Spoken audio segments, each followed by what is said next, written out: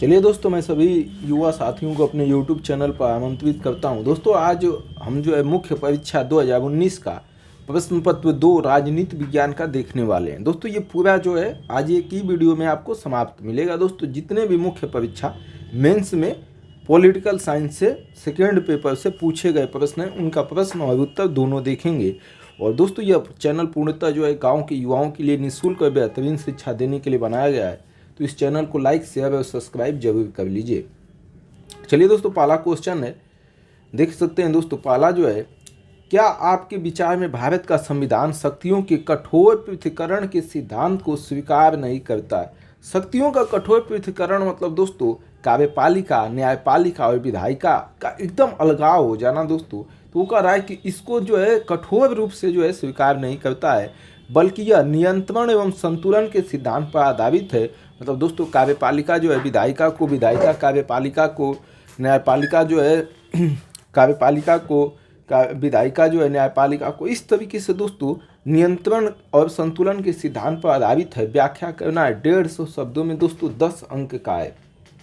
चलिए उत्तर देखते हैं दोस्तों। भारतीय संविधान में शासन के 3 अंगों विधायिका, कार्यपालिका तथा न्यायपालिका, ये दोस्तों शासन के 3 अंग तथा न्यायपालिका के मध्य शक्तियों का विभाजन, न्यायपालिका के मध्य जो शक्ति है उसके विभाजन नियंत्रण एवं संतुलन को ध्यान में रखकर किया गया है। नियंत्रण एवं संतुलन को ध्यान में रखकर जो है किया गया है। इस प्रकार यह संयुक्त राष्ट्र मतलब अमेरिका के कठोर संविधान पृथक्करण से अलग है। दोस्तों, अमेरिका में जो है न्यायपालिका और कार्यपालिका का दोस्तों कठोर पृथक्करण किया गया है, लेकिन भारत में ऐसा कुछ नहीं है। भारतीय संविधान में नियंत्रण एवं संतुलन के निम्नलिखित तत्व पाए जाते हैं। पहला, विधायिका के सदस्य, जो विधायिका के जो सदस्य हैं, ठीक है, विधायिका के जो सदस्य हैं, एक मिनट दोस्तों, थोड़ा सा ये ऊपर करने के लिए मांग रहा है। चलिए, विधायिका के सदस्य मंत्री पर विधायिका के जो सदस्य हैं, कह रहा है कि विधायिका के सदस्य मंत्री पद स्वीकार करते हैं। मतलब दोस्तों, जो विधायिका के जो सदस्य होते हैं वही जो है मंत्री बनते हैं, मंत्री पद स्वीकार करते हैं, ताकि विधायिका एवं कार्यपालिका के मध्य गतिरोध न उत्पन्न हो, और ताकि जो है विधायिका एवं कार्यपालिका के बीच गतिरोध न उत्पन्न हो। इसीलिए दोस्तों कि मंत्री भी वही रहेंगे, विधायिका से ही आएंगे, तो गतिरोध ज़्यादा न हो। यूएस में इस प्रकार के गतिरोध प्रायः देखे जाते हैं और अमेरिका में ऐसा गतिरोध होता रहता है। दूसरा, कार्यपालिका मंत्री परिषद के सदस्य विधि निर्माण में महत्वपूर्ण भूमिका निभाते हैं। जो कानून बनाने का काम करते हैं दोस्तों, वो मंत्री परिषद ही करती है, कार्यपालिका, और विधि कानून बनाने में महत्वपूर्ण भूमिका निभाते हैं, ताकि विधियों के मूल स्वरूप तथा उनके क्रियान्वयन में अंतराल न हो। विधि के दोस्तों, कानून के जो मूल स्वरूप हैं तथा उनका क्रियान्वयन, जो उससे क्रियान्वयन किया जाना है, उसमें अंतराल न हो। तीसरा, न्यायपालिका की स्वतंत्र एवं सुदृढ़ स्थिति है। न्यायपालिका स्वतंत्र और सुदृढ़ स्थिति है तथा यह विधायिका द्वारा निर्मित विधेयों को संवैधानिक जांच करती है। दोस्तों, जो विधायिका जो है, जो कानून बनाती है, उनको दोस्तों कौन जांच करता है? न्यायपालिका देखती है कि वह संवैधानिकता की जांच करती है कि संविधान के अनुसार है कि नहीं, एवं नागरिकों के मूल अधिकार की रक्षा के लिए उत्तरदायी है कि नहीं। मतलब दोस्तों, नागरिकों के मूल अधिकार पर अगर कोई खतरा हुआ या संविधान के अनुसार नहीं हुआ, तो न्यायपालिका दोस्तों विधायिका के कानून को क्या कर सकती है? रद्द कर सकती है। रद्द मतलब दोस्तों खत्म, सीधा जो है खत्म कर सकती है। अगला, न्यायपालिका में न्यायाधीश की नियुक्ति में कार्यपालिका की भूमिका होती है। न्यायाधीशों की नियुक्ति में दोस्तों किसकी भूमिका होती है? कार्यपालिका की, राष्ट्रपति की। राष्ट्रपति दोस्तों इसमें, और राष्ट्रपति जो है मंत्री परिषद के कहने पर ही जो है नियुक्ति करता है। बाकी इनकी पद मुक्ति संसद के अनुमोदन पर भी की जा सकती है। दोस्तों, न्यायपालिका के लोगों को हटाना है, न्यायाधीशों को, मुख्य न्यायाधीश को, तो वो जो है संसद से ही हटाया जा सकता है। इस प्रकार हम पाते हैं कि भारतीय संविधान में शक्तियों का पृथक्करण कठोरता के स्थान पर संतुलन पर आधारित है। जो शक्तियों का बंटवारा है वो कठोर नहीं है, बल्कि एक दूसरे को संतुलित करने पर आधारित है। यह शासन के तीनों अंगों में सामंजस्य पूर्ण स्थिति तथा नियंत्रण स्थापित करने में महत्वपूर्ण भूमिका निभाती हैं। अगला प्रश्न है दूसरा, केंद्रीय प्रशासनिक अधिकरण। दोस्तों, केंद्रीय प्रशासनिक अधिकरण दोस्तों क्या होती है? ये न्यायपालिका की तरह ही दोस्तों क्या कार्य करते हैं। अर्धन्यायिक न्यायपालिका के बोझ को कम करने के लिए बनाया जाता है एक विशेष जो है क्षेत्र के लिए। तो केंद्रीय प्रशासनिक अधिकरण जिसकी स्थापना केंद्रीय सरकार के कर्मचारियों द्वारा या उनके विरुद्ध शिकायतों एवं परिवादों के निवारण हेतु की गई थी। मतलब दोस्तों केंद्रीय प्रशासनिक अधिकरण का जो निवारण है वो केंद्र सरकार के द्वारा केंद्र सरकार के कर्मचारियों द्वारा या उनके विरुद्ध कर्मचारियों के द्वारा या उनके विरुद्ध शिकायत करने के लिए या तो कोई विवाद है उसको निपटान करने के लिए किया गया था। आजकल एक स्वतंत्र न्यायिक न्यायाधिकरण के रूप में अपनी शक्तियों का प्रयोग कर रहा है। मतलब दोस्तों न्यायिक न्यायाधिकरण न्याय देने के लिए अधिकरण के रूप में अपनी स्वतंत्र शक्ति का प्रयोग कर रहा है। व्याख्या करना है 15 अंक का 150 शब्दों में 15 अंक का। संविधान के 42वें संशोधन अधिनियम 1976 के द्वारा भाग 14A संविधान में जोड़ा गया दोस्तों। जो न्यायिक दोस्तों जो न्यायिक अधिकरण है उनको जो है दोस्तों 42वें संविधान संशोधन 1976 के द्वारा भाग 14A के द्वारा संविधान में जोड़ा गया। याद रखिएगा, सीधा दोस्तों यहाँ से प्रश्न आएगा। तो न्यायिक अधिकरण दोस्तों संवैधानिक संस्था है। प्रशासनिक न्यायाधिकरण अधिनियम 1985 में कथित सरकारी कर्मचारियों को न्याय देने के लिए सरकारी कर्मचारी जो हैं उन्हें न्याय देने के लिए केंद्रीय प्रशासनिक अधिकरण की स्थापना की गई। इनकी स्थापना की गई, केंद्रीय प्रशासनिक अधिकरण की स्थापना की गई। इसकी स्थापना अनुच्छेद 323 के अंतर्गत हुई है। और दोस्तों किस अनुच्छेद में है प्रशासनिक न्यायाधिकरण अधिनियम दोस्तों? तो अनुच्छेद 323 के अंतर्गत हुई है। अनुच्छेद 323 में कहा गया है कि केंद्र सरकार केंद्र और राज्यों के कार्य संचालन के संबंध में लोक सेवा पदों पर नियुक्त व्यक्तियों की भर्ती और सेवा शर्तों के संबंध में विवादों और शिकायतों के निपटाने हेतु संसद द्वारा पारित अधिनियम के अंतर्गत प्रशासनिक न्यायाधिकरण की स्थापना कर सकती है। मतलब दोस्तों जो अनुच्छेद 323 में कहा गया है कि केंद्र और राज्यों के कार्य संचालन के लिए, कार्य को जारी रखने के लिए लोक सेवा दोस्तों, लोक सेवा मतलब जो यूपीएससी, IAS, IPS जो भी हैं उनकी नियुक्ति और भर्ती और सेवा शर्तों के संबंध में अगर विवाद हो जाए दोस्तों तो उसको निपटाने के लिए संसद जो है एक जो है प्रशासनिक न्यायाधिकरण स्थापित कर सकती है। कौन दोस्तों, कौन कर सकती है? तो संसद द्वारा पारित अधिनियम के द्वारा जो है किया जा सकता है। समझ रहे? प्रशासनिक न्यायाधिकरण की स्थापना किया जा सकता है। अगला, केंद्रीय प्रशासनिक न्यायाधिकरण की प्रमुख पीठ दिल्ली में है दोस्तों। इसकी जो प्रमुख पीठ है वो दिल्ली में स्थापित है। ठीक है, दिल्ली में है। वर्तमान में 17 अन्य नियमित न्यायपीठ हैं। 17 अन्य नियमित न्यायपीठ हैं।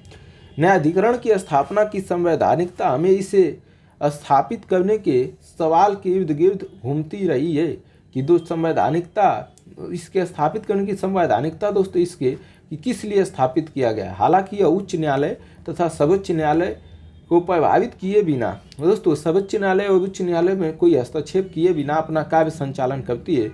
मतलब दोस्तों उनके मामले में कोई हस्तक्षेप न्यायाधिकरण नहीं करता है। केंद्रीय प्रशासनिक अधिकरण प्राकृतिक न्याय के सिद्धांत द्वारा निर्देशित है। प्राकृतिक न्याय के सिद्धांत के द्वारा निर्देशित है। इसके पास उसी प्रकार की शक्तियाँ हैं जिस प्रकार की शक्तियाँ एक सिविल न्यायालय के पास होती हैं। मतलब दोस्तों जितना सिविल न्यायालय के पास शक्तियाँ हैं उतना ही शक्तियाँ इस न्यायाधिकरण के पास होती हैं। इस न्यायाधिकरण के आदेश के विरुद्ध उच्च न्यायालय में तो अपील की जा सकती है, उच्च न्यायालय मतलब हाई कोर्ट में अपील की जा सकती है, लेकिन सीधे जो है सर्वोच्च न्यायालय में अपील नहीं की जा सकती है। सबसे पहले दोस्तों आपको उच्च न्यायालय में अपील करना पड़ेगा, तब जाके जो है इन अधिकरणों के खिलाफ आप सुप्रीम कोर्ट में जाएंगे। ये नहीं कि सीधे सुप्रीम कोर्ट जा सकते हैं। यह बात चंद्र कुमार मामले 1997 सुप्रीम कोर्ट ने कही थी। इस प्राधिकरण में एक व्यक्ति कानूनी सहायता के माध्यम से स्वयं उपस्थित होकर आवेदन कर सकता है। सुप्रीम कोर्ट ने कहा कि इस प्राधिकरण में एक व्यक्ति जो है कानूनी सहायता के माध्यम में स्वयं उपस्थित होकर आवेदन कर सकता है और न्याय पा सकता है। इसका कारण जो है कहा जा रहा है कि केंद्रीय प्रशासनिक न्यायाधिकरण एक स्वतंत्र न्यायिक न्यायाधिकरण के रूप में अपनी शक्तियों का प्रयोग कर रहा है। एक जो है स्वतंत्र न्यायिक न्यायाधिकरण के रूप में। दोस्तों इससे यूपीएससी प्रीलिम्स और मेंस दोनों में क्वेश्चन दोस्तों पूछा जाता है, पूछा ही नहीं जाता है दोस्तों, पूछा जा चुका है कि संवैधानिक संस्था है, किस अनुच्छेद में है।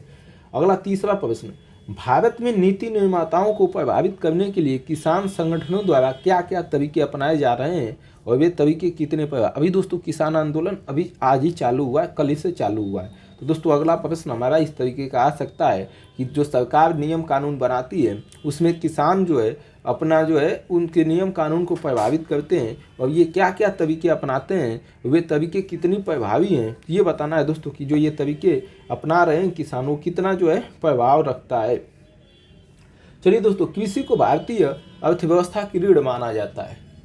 कृषि को दोस्तों क्या माना जाता है, भारतीय अर्थव्यवस्था की रीढ़ माना जाता है। देश की लगभग जो है लगभग 60% कृषि व इससे संबंध क्षेत्र से जुड़े हुए हैं। देश की जो जनसंख्या है दोस्तों 60% जनसंख्या खेती से जुड़ी हुई है। ये लोग देश के चुनाव में मुख्य भूमिका निभाते हैं। मतलब दोस्तों चुनाव जिताने और हराने में किसान महत्वपूर्ण भूमिका निभा सकते हैं, इसलिए सरकार इनकी अनदेखी नहीं कर पाती। इसलिए सरकार इन्हें जो है इनकी बातें मानने पर मजबूर हो जाती है, अनदेखी नहीं कर सकती क्योंकि चुनाव आ जाती है। सरकार नीति निर्माताओं को किसानों के हितों को ध्यान में रखकर कोई भी योजना बनाने का निर्देश देती है। सरकार कहती है कि भाई जो है किसानों को कोई नुकसान न हो ऐसा नियम कानून बनाओ। किसान भी देश की राजनीति से परिचित हैं, राजनीति को अच्छे से वो जान रहे हैं किसान भी। किसान नीति निर्माताओं को प्रभावित करने के लिए विभिन्न प्रकार के संगठन बनाते हैं, नीति अपना कानून बनाने के लिए, तथा इसके माध्यम से अपनी मांगों को सरकार के सामने रखते हैं। किसानों की समस्या को लेकर अलग अलग संगठन सक्रिय हैं दोस्तों, अलग अलग संगठन जो है वो सक्रिय हैं, जिनमें प्रमुख है भारतीय किसान संघ, भारतीय किसान यूनियन, भारतीय किसान संगठन, ऑल इंडिया किसान संघर्ष कोऑर्डिनेशन कमेटी इत्यादि। ये किसान संगठन अपनी मांगों को पूरा करने के लिए विभिन्न उपाय करते हैं, जैसे विरोध प्रदर्शन करते हैं, वस्तु स्थिति को संबंधित आंकड़े एकत्र करके सरकार के सामने रखना, किसानों को जागरूक करना, संगोष्ठियां तथा बैठक के माध्यम से नीति निर्माताओं का ध्यान आकर्षित करना बैठक करके, तथा उपज को मंडी तक नहीं पहुंचने देना। दोस्तों जो उपज हो रही है उसे बीच में ही रोक देते हैं। किसानों की स्थिति को देखते हुए नीति आयोग ने वर्ष 2022 तक किसानों की आमदनी दोगुनी करने के लिए एक्शन प्लान प्रस्तुत किया था कि 2022 तक किसानों की जो आमदनी है वो दोगुनी हो जाएगी। किसान संगठनों की मांग पर कुल राज्य सरकारों ने उनके ऋणों को माफ़ कर दिया। किसानों ने कहा कि हमारा कर्जा माफ़ हो, तो राज्य सरकारों ने कर्जा माफ़ कर दिया। केंद्र सरकार ने किसानों को 6,000 रुपये वार्षिक सहायता राशि देने की घोषणा की है दोस्तों, कि एक साल में जो है केंद्र सरकार 6,000 रुपये देती है। किनको? किसानों को। समझ में आ रहा है? किसानों को 6,000 रुपये, 4 महीने में 2,000 रुपये। अगला हमारा चौथा प्रश्न है, न्यायालयों के द्वारा विधायी शक्तियों के वितरण में विधायी शक्तियों के बंटवारे से संबंधित मुद्दों को सुलझाने में परिसंघीय सर्वोच्चता का सिद्धांत है समरस अर्थान्वयन उभर कर आए हैं स्पष्ट। न्यायालय के द्वारा विधायी शक्तियां दोस्तों, विधायी शक्तियों के वितरण में के संबंध में मुद्दों को सुलझाने के लिए परिसंघीय सर्वोच्चता का सिद्धांत दिया जाए है, जो संघीय व्यवस्था है, और समरसता मतलब दोस्तों मिलजुल कर अर्थान्वयन उभर कर आया है स्पष्ट करना है। चलिए देखते हैं भारत की जो न्यायपालिका है उसको क्या है, देखते हैं। चलिए, भारतीय राज्य व्यवस्था की सबसे पहली और महत्वपूर्ण विशेषता यह है कि संविधान में दिए गए नियम ही सर्वोच्च हैं। दोस्तों जो संविधान में लिखा गया है वही जो है भारत में क्या है, सबसे ऊपर है, तथा कार्यपालिका, विधायिका तथा न्यायपालिका इसके अभिन्न अंग है। संविधान के क्या है, अभिन्न अंग है। इन्हें संविधान द्वारा निर्धारित सीमाओं के भीतर रहकर ही कार्य करना चाहिए। किनको? कार्यपालिका, विधायिका और न्यायपालिका को संविधान में जो लिखा गया है उसी के अनुसार कार्य करना चाहिए। इसे संवैधानिक वर्चस्व का सिद्धांत कहते हैं। संविधान का वर्चस्व बना रहना चाहिए। केशवानंद भारतीयवाद में सर्वोच्च न्यायालय ने 13 न्यायाधीशों की खंडपीठ ने कहा है कि संविधान की सर्वोच्चता संविधान की मूल संरचना का एक हिस्सा है। संविधान सबसे ज़्यादा जो है, सबसे बड़ा जो है सर्वोच्च है, और यह जो है मूल संरचना का एक सिद्धांत है। संविधान को कोई दरकिनार नहीं कर सकता। उच्चतम न्यायालय ने मिनर्वा मिल्स वाद में संवैधानिक वर्चस्व की अवधारणा को दोहराया और कहा कि सरकार, विधायिका, न्यायपालिका और सभी संविधान से बंधे हैं। मतलब दोस्तों मिनर्वा मिल्स ने कहा कि सरकार हो, चाहे विधायिका हो, चाहे न्यायपालिका हो, सभी संविधान के अंदर ही हैं, संविधान के अनुरूप ही कार्य करेंगे और कोई भी संविधान से ऊपर या परे नहीं है, संविधान सबसे बड़ा है। क्या कहा गया मिनर्वा मिल्स में? संसद द्वारा बनाया गया कानून सर्वोच्च न्यायालय द्वारा संविधान के आदर्शों और उद्देश्यों के तहत व्याख्या के अधीन है। संसद कोई भी कानून बनाएगी तो वह जो है न्यायालय द्वारा संविधान के आदर्शों व उद्देश्य, न्यायालय उसे देखेगा कि संविधान के अनुसार जो है और उद्देश्य के तहत है कि नहीं, और व्याख्या करेगा। कौन? न्यायपालिका। समरस अर्थान्वयन निर्माण के सिद्धांत में कहा गया है कि कानून के किसी भी प्रावधान की व्याख्या एक रूप में नहीं की जानी चाहिए बल्कि समग्र रूप में की जानी चाहिए ताकि किसी भी विसंगति को दूर किया जाए। मतलब दोस्तों जो भी जो है कानून बनाया जाए उसे एक दृष्टिकोण से नहीं देखा जाना चाहिए, सभी दृष्टिकोण से देखा जाना चाहिए ताकि उसमें कोई भी जो है गलती न हो। समर्थ अर्थान्वयन के सिद्धांत की व्याख्या मोहम्मद हफीज कुरैशी बनाम बिहार राज्य के बाद में एक नए रूप में की गई। इसमें कहा गया कि अदालत सभी मवेशियों के वध पर प्रतिबंध लगा सकती है, मतलब सभी जितने भी पशु हैं उन पर सब पर प्रतिबंध लगा सकती है काटने पर, क्योंकि इसमें अनुच्छेद 19(1)(g) का उल्लंघन होगा।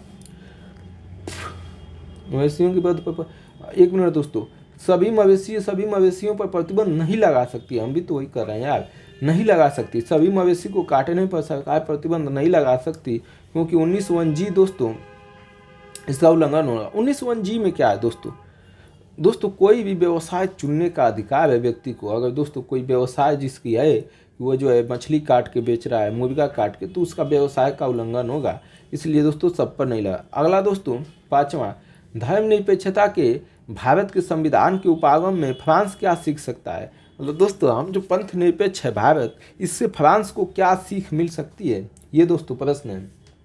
चलिए, भारत में धर्मनिरपेक्षता का मतलब राज्य से धर्म को अलग करना नहीं है दोस्तों। राज्य मतलब जो है धर्म जो है, राज्य जो है धर्म से अलग नहीं होगा, भारत का सिद्धांत है। इसके बजाय भारत में धर्मनिरपेक्षता का अर्थ एक ऐसे राज्य से है जहां धार्मिक समूहों के प्रति बराबरी का व्यवहार किया जाए। मतलब राज्य जो है सभी धर्मों के प्रति जो है बराबरी से देखेगा।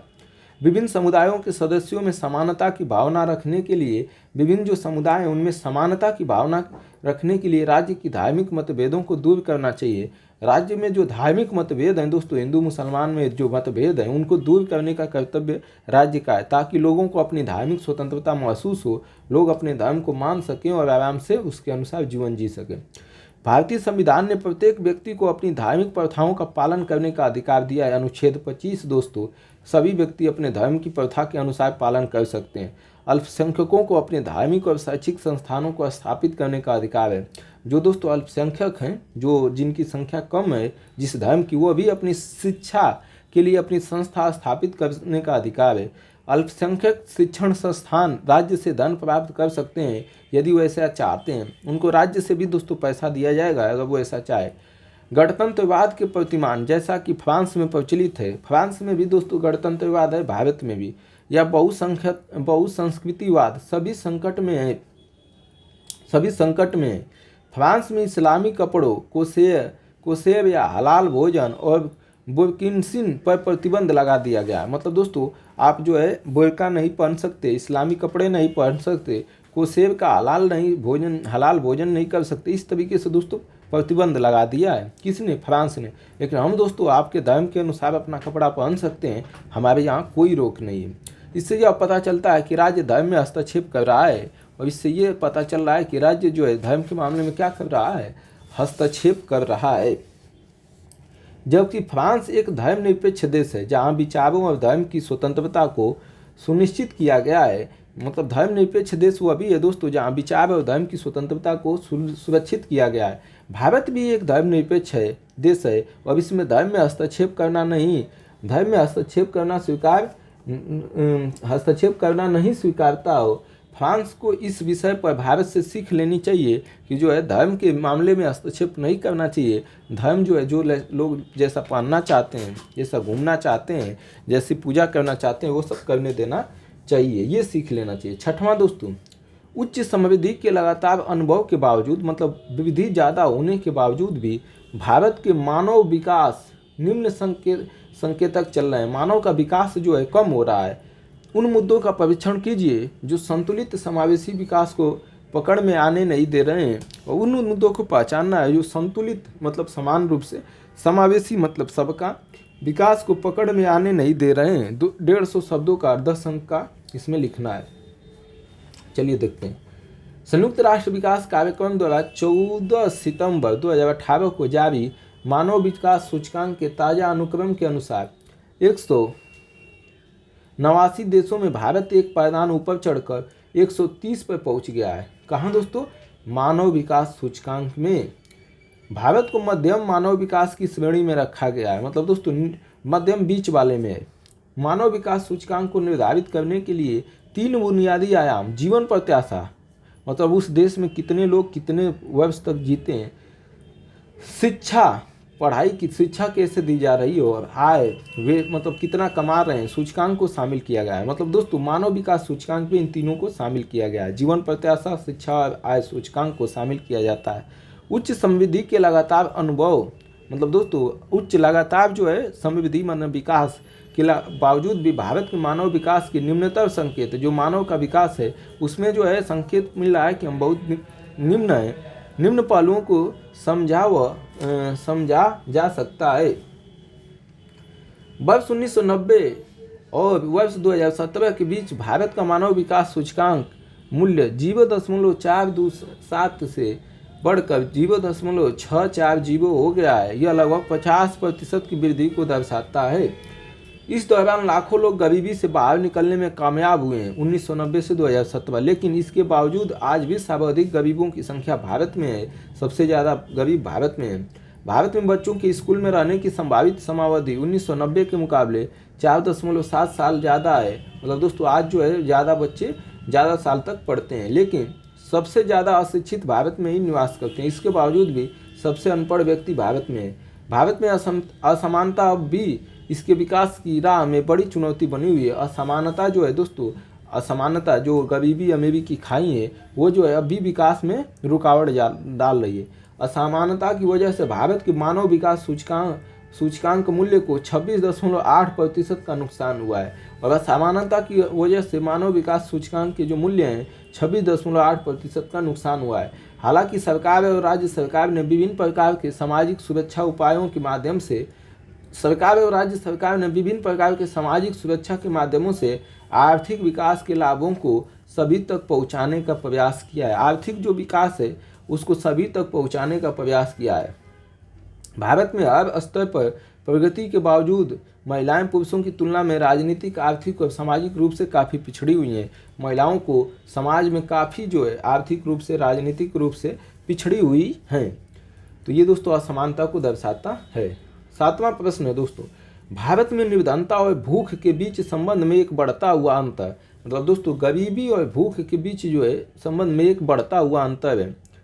सरकार द्वारा सामाजिक व्यय को संकुचित किया जाना। दोस्तों सरकार जो है सरकारी जो चीज़ें सरकार जो है जो लोगों को सरकारी योजनाएं थी वो कम कर रही है। निर्धनों को अपने खाद्य संकट को निचोड़ते हुए, निर्धनों को अपने जो भोजन पर जो खर्च था वो कम करते हुए खाद्येतर अत्यावश्यक मदों पर अधिक व्यय करने के लिए मजबूर कर रहा है। स्पष्ट कीजिए, खाद्येतर खाने वाले भोजन के अत्यावश्यक मदों पर अधिक व्यय करने पर मजबूर हो रहा है निर्धन गरीब। स्पष्ट कीजिए, ये बताना है दोस्तों।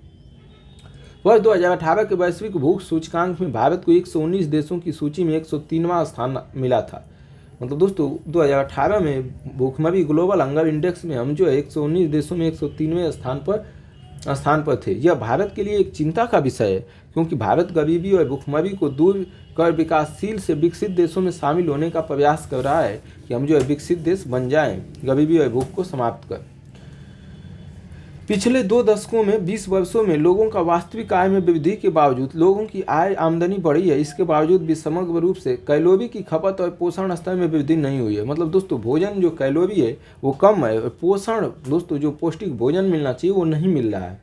गरीब व्यक्ति शिक्षा, स्वास्थ्य सेवा, परिवहन इत्यादि पर खर्च कर रहे हैं, जिससे मासिक खर्च की हिस्सेदारी में इन मदों की वृद्धि हुई है। मतलब गरीब व्यक्ति जो है पढ़ाई पर, स्वास्थ्य पर, सेवा पर, परिवहन पर खर्च कर रहे हैं, जिनसे मासिक महीने के खर्च में हिस्सेदारी में इन मदों की वृद्धि हुई है। अब इस कारण वास्तविक आय में वृद्धि की अवशोषित कर लिया जा रहा है। इस कारण दोस्तों जो वृद्धि आय जो बढ़ी हुई है, गरीब लोगों की जो आमदनी बढ़ी हुई है, वो इसी में चली जा रही है। संभवतः इसका सबसे महत्वपूर्ण कारक सरकार द्वारा सामाजिक व्यय को कम करना है।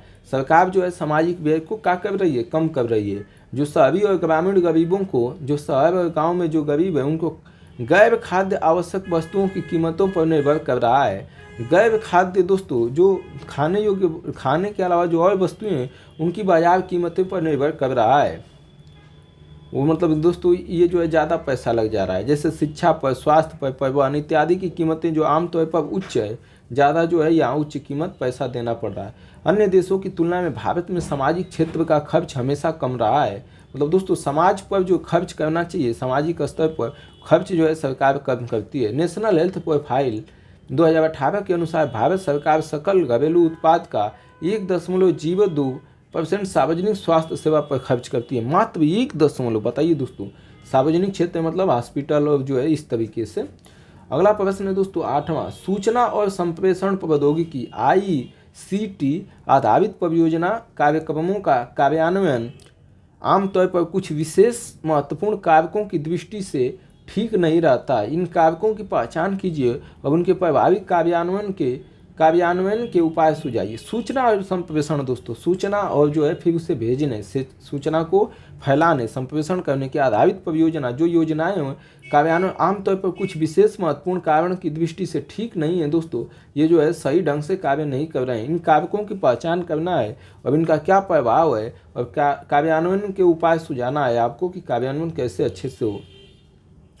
सूचना और संप्रेषण प्रौद्योगिकी दोस्तों ICT का अनुप्रयोग नागरिकों की आवश्यकताओं और मांगों के अनुरूप सामाजिक सेवाएं प्रदान करने में मदद कर रहा है दोस्तों। सूचना जो है इससे जो है समाज में जो आवश्यकता है लोगों की, उसे जो है पहुंचाकर सामाजिक सेवाएं प्रदान करने में मदद किया जा रहा है। लेकिन ICT आधारित कार्यक्रमों का कार्यान्वयन आमतौर पर कुछ महत्वपूर्ण कारक के संदर्भ में होता है।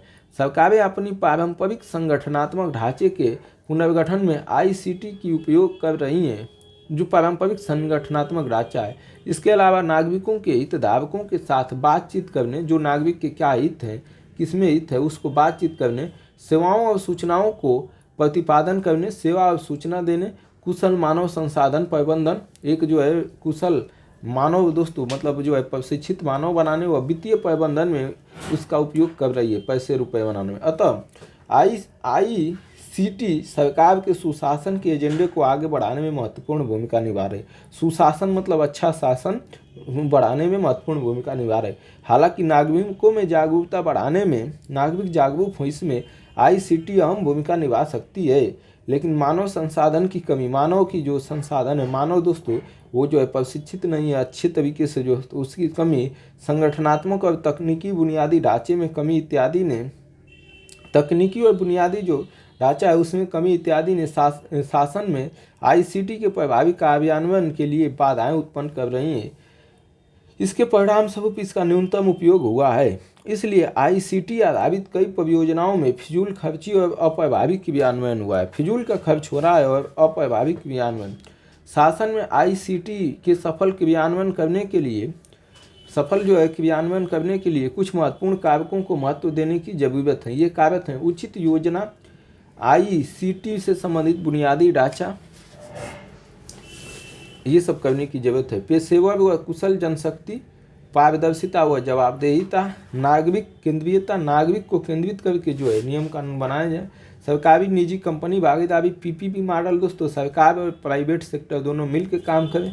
निगरानी और मूल्यांकन, निगरानी किया जाए और मूल्यांकन किया जाए। ये कारक विशेष रूप से विकासशील देशों में E-गवर्नेंस, जो विकासशील देश हैं वहाँ जो है शासन के लिए रोड मैप तैयार कर सकते हैं। अगला दोस्तों प्रश्न है हमारा, भारत और जापान के लिए समय आ गया है कि एक ऐसे मजबूत समसामयिक संबंध का निर्माण करें जिसका वैश्विक एवं रणनीतिक साझेदारी करते हुए पूरे विश्व में रणनीतिक साझेदारी करते हुए एशिया एवं संपूर्ण विश्व के लिए बड़ा महत्व होगा। एशिया और पूरे दुनिया के लिए बड़ा महत्व होगा। टिप्पणी करना है दोस्तों, इस बात पर टिप्पणी करना है। चलिए आ जाइए। तो दोस्तों भारत और जापान के जो संबंध है उसके निर्माण में वैश्विक पूरी दुनिया में रणनीतिक साझेदारी एशिया पूरी एशिया के लिए और संपूर्ण दुनिया के लिए बड़ा महत्व होगा। जापान और भारत की साझेदारी, इस पर टिप्पणी करना है। पिछले कुछ वर्षों में भारत व जापान के बीच संबंध में एक नई ऊंचाई प्राप्त की है। दोनों देशों ने एक विशेष रणनीतिक साझेदारी बनाने के लिए मौजूदा जो संबंध है उसको मजबूत कर भविष्य के लिए एक रोड मैप निर्धारित किया है कि भविष्य में क्या करना है। प्रशांत क्षेत्र में भारत स्थिरता और सुरक्षा में महत्वपूर्ण भूमिका निभा सकता है। दोस्तों जो प्रशांत क्षेत्र है वहाँ जो है भारत जो है महत्वपूर्ण भूमिका वहाँ जो है निभा सकता है। क्या करने में? सुरक्षा प्रदान करने में। ठीक है। चीन की रणनीतियों को देखते हुए भारत जापान ने अपने संबंध को लगातार मजबूत किया है। चीन दोस्तों भारत को चारों तरफ से घेर रहा है और दोस्तों पूरी जो है चीन सागर पर पूरा अपना कब्जा बताता है। इससे जो है भारत और जापान के जो संबंध है वो लगातार मजबूत किए जा रहे हैं। भारत एवं जापान दोनों ही देश तरक्की एवं समृद्धि को जारी रखने और एशिया तथा विश्व में शांति मतलब दोस्तों युद्ध न हो, स्थिरता, समृद्धि, सब विकास आगे बढ़े, सब देश सुनिश्चित करने के लिए सामरिक मतलब युद्ध रणनीति एवं वैश्विक भागीदारी का पूर्ण इस्तेमाल करना चाहते हैं भारत और जापान। ये आपसी रिश्तों को एक विशेष सामरिक एवं आपसी रिश्ते हैं उससे विशेष सामरिक मतलब दोस्तों जो है रणनीतिक एवं वैश्विक भागीदारी विश्व में भाग लेने के मुकाम तक पहुंचकर एक नए युग का सूत्रपात करना चाह रहे हैं। वर्तमान में भारत और जापान दोनों के पास विभिन्न राजनीतिक आर्थिक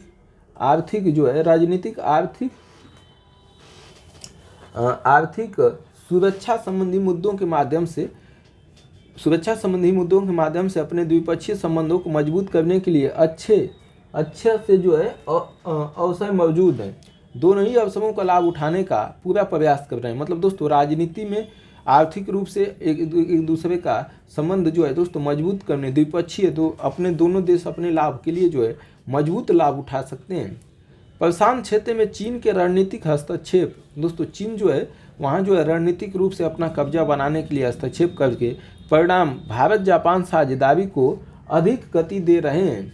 रणनीति जो है चीन हस्तक्षेप कर रहा है, इससे भारत और जापान की जो साझेदारी है वो मजबूत रूप से आगे बढ़ रही है। भारत और जापान के बीच सैन्य समझौते ने दोनों राष्ट्रों के सैनिकों को एक दूसरे के सैन्य बेस पर जाने की अनुमति दे दी है। सैन्य समझौता होने के बाद दोस्तों आपके सैनिक जो है जापान वाले बेस पर, जापान के हमारे बेस पर आ सकते हैं। इसके साथ ही जापान ने भारत की बुनियादी ढांचे में काफ़ी निवेश किया है, पैसा लगाया है भारत के विकास के बुनियादी ढांचे में। भारत ने परमाणु अप्रसार संधि पर हस्ताक्षर नहीं किया है। भारत जो है परमाणु अप्रसार संधि पर हस्ताक्षर करने के बाद दोस्तों अभी तक नहीं किया है, लेकिन इसके बावजूद जापान ने भारत के साथ असैन्य परमाणु समझौते पर हस्ताक्षर किया है कि हम जो है परमाणु के साथ भी समझौता कर सकते हैं। निर्माण उद्योग को बढ़ावा देने के लिए जापान भारत की मेक इन इंडिया को बढ़ावा दे रहा है। निर्माण दोस्तों भारत में ही जो है चीज़ों को बनाने के लिए जापान सहयोग कर रहा है। 10वां प्रश्न है, आवश्यकता से कम नकदी, आवश्यकता से कम पैसा, अत्यधिक राजनीति ने यूनेस्को को जीवन रक्षण की स्थिति में पहुंचा दिया है। अमेरिका द्वारा सदस्यता का परित्याग करना, आवश्यकता से कम नकदी मतलब दोस्तों पैसा कम होना, अत्यधिक राजनीति ने यूनेस्को पास दोस्तों पैसा कम है और अत्यधिक राजनीति हो रहा है। इससे जो यूनेस्को है उसकी जीवन रक्षण को की स्थिति में पहुंचा दिया है कि कैसे जीवित रहेगा। अमेरिका द्वारा सदस्यता का परित्याग करने, अमेरिका ने दोस्तों इसकी सदस्यता छोड़ दी है। इस सांस्कृतिक संस्था पर इजराइल विरोधी पूर्वाग्रह होने का दोषारोपण कि इजराइल के विरोध में ये काम करता है होने का दोषारोपण करने के प्रकाश में इस कथन की विवेचना कीजिए। तो यूनेस्को दोस्तों, तो पेरिस स्थित यूनेस्को ने वर्ष 1946 में काम करना शुरू किया था। कब दोस्तों? यूनेस्को की स्थापना दोस्तों कहाँ हुई है? पेरिस में। पेरिस कहाँ है? फ्रांस की राजधानी पेरिस। 1946 में काम करना ये शुरू किया। इसे विश्व धरोहर स्थलों को नामित करने, जो विश्व धरोहर स्थल है उनको नाम देता है कि ये विश्व धरोहर स्थल बनेंगे दुनिया के लिए, और मुख्य रूप से जाना जाता है संयुक्त राष्ट्र शैक्षिक वैज्ञानिक तथा सांस्कृतिक संगठन, जो यूनेस्को का पूरा फुल फॉर्म है दोस्तों। संयुक्त राष्ट्र यूएन ने शैक्षिक मतलब शिक्षा के लिए, वैज्ञानिक मतलब विज्ञान के लिए, सांस्कृतिक संगठन है यूनेस्को, संयुक्त राष्ट्र का एक घटक है, घटक निकाय है। संयुक्त राष्ट्र है दोस्तों, उसका एक घटक निकाय है। इसका कार्य क्या है दोस्तों? शिक्षा का, प्रकृति तथा समाज विज्ञान का, प्रकृति तथा समाज विज्ञान का, संस्कृति तथा संचार के माध्यम से अंतर्राष्ट्रीय शांति को बढ़ावा देना इसका कार्य है, दुनिया में शांति बनी रहे। अमेरिका ने यूनेस्को में फिलिस्तीन को शामिल करने के विरोध में वित्तीय सहायता देना बंद कर दिया है। मतलब दोस्तों अमेरिका जो पैसा देता था वो जो है यूनेस्को में फिलिस्तीन की शामिल करने के विरोध में, फिलिस्तीन को यूनेस्को ने कहा कि फिलिस्तीन को भी शामिल किया जाएगा यूनेस्को में। इसके बाद दोस्तों अमेरिका ने इससे पैसा देना क्या कर दिया? बंद कर दिया। अब इसके बाद इसके साथ ही इजराइल ने भी आर्थिक सहयोग नहीं दिया। अब इजराइल दोस्तों फिलिस्तीन का दुश्मन है, तो अमेरिका जो है फिलिस्तीन को जब शामिल करने की बात हुई तो इजराइल और अमेरिका दोनों पैसा देना बंद कर दिए। इनके अलावा भी कुछ देशों ने समय समय पर आर्थिक सहयोग नहीं किए, पैसा नहीं दिए। यूनेस्को में लगभग 2000 लोग कार्यरत हैं दोस्तों। कितने लोग काम कर रहे हैं? 2000। नकदी के अभाव में यूनेस्को ने अपने कार्यक्रम को रद्द कर दिया। पैसा नहीं मिलने के कारण अपने जो कार्यक्रम था यूनेस्को ने उसे रद्द कर दिया। 12 अक्टूबर 2017 को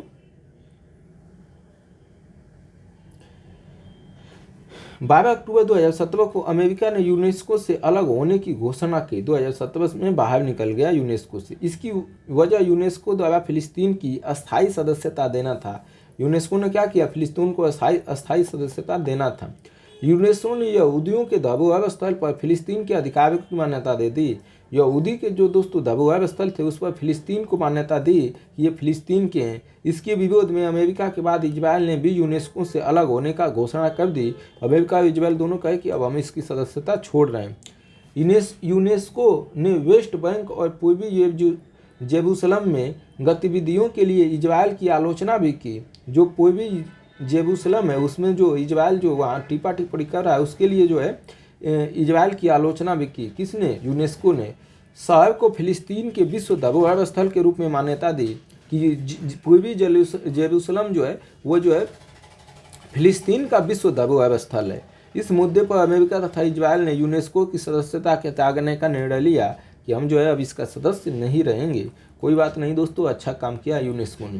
प्रश्न संख्या 11 है दोस्तों, किन आधारों पर किसी लोक प्रतिनिधि को, लोक प्रतिनिधि मतलब दोस्तों लोगों का प्रतिनिधि जिससे हम सांसद विधायक बनाते हैं, उनको लोक प्रतिनिधित्व अधिनियम 1951 के अधीन निविहत किया जा सकता है? किन आधार पर दोस्तों 1951 के तहत उन्हें निविहत किया जा सकता है? उन उपचारों का भी उल्लेख कीजिए जो ऐसे निविहत व्यक्ति को अपनी नियोक्ता के विरुद्ध उपलब्ध है, और कौन से उपचार जो है वो करके इसके विरुद्ध जो है निकल सकते हैं। 250 शब्दों में 15। संविधान के अनुच्छेद 327 के तहत जन प्रतिनिधित्व अधिनियम 1951 को संसद द्वारा पारित किया गया। अनुच्छेद 327 के तहत दोस्तों जन प्रतिनिधित्व अधिनियम 1951 पारित किया गया। किसके द्वारा? संसद के द्वारा। यह अधिनियम संसद तथा राज्य विधानमंडलों के लिए चुनाव संचालन संबंधी दिशा निर्देश प्रदान करता है। मतलब दोस्तों यह जो है यह अधिनियम जन प्रतिनिधित्व अधिनियम 1951 जो है यह संसद और राज्य विधानमंडलों के लिए चुनाव संचालन संबंधी दिशा निर्देश देता है। जन प्रतिनिधित्व अधिनियम 1951 के अनुसार किसी सदस्य को निवृत्त किए जाने से संबंधित कुछ प्रावधान निर्धारित किए गए हैं जो निम्न है। चुनावी अपराध और चुनाव में भ्रष्टाचार के लिए दोषी ठहराए जाने के कारण अयोग्य। निवृत्त का मतलब दोस्तों अयोग्य कर देना चुनाव लड़ने के लिए। तो अगर दोस्तों चुनावी अपराध करते हैं और चुनाव में भ्रष्टाचार के लिए अगर दोषी ठहरा दिए जाते हैं तो आपको अयोग्य कर दिया जाएगा चुनाव लड़ने से। यदि किसी अपराध के लिए न्यायालय द्वारा कम से कम 2 वर्ष का कारावास की सज़ा सुनाई गई हो तो दोस्तों 2 वर्ष की कारावास की सज़ा हो जाएगी तो आपको जो है 5 साल तक चुनाव लड़ने से रोक दिया जाएगा।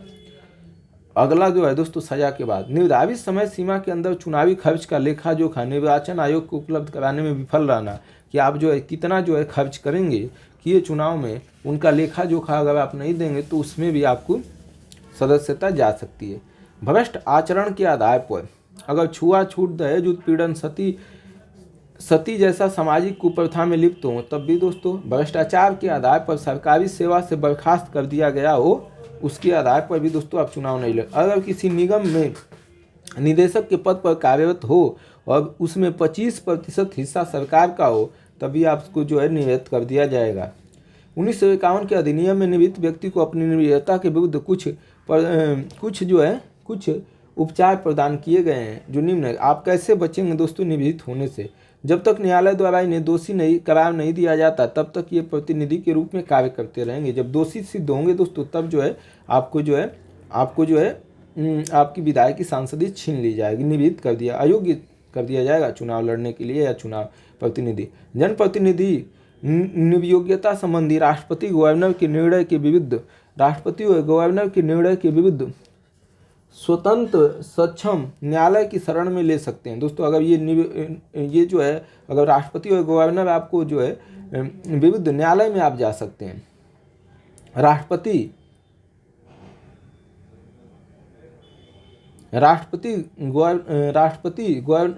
गवर्नर द्वारा जनप्रतिनिधियों को अयोग्य ठहराए जाने का निर्णय। राष्ट्रपति और गवर्नर द्वारा जनप्रतिनिधि को अगर अयोग्य ठहरा दिया जाने के निर्णय में निर्वाचन आयोग से सलाह भी ले सकते हैं आप। ये सब काम आपको उपचार के रूप में दिया गया है।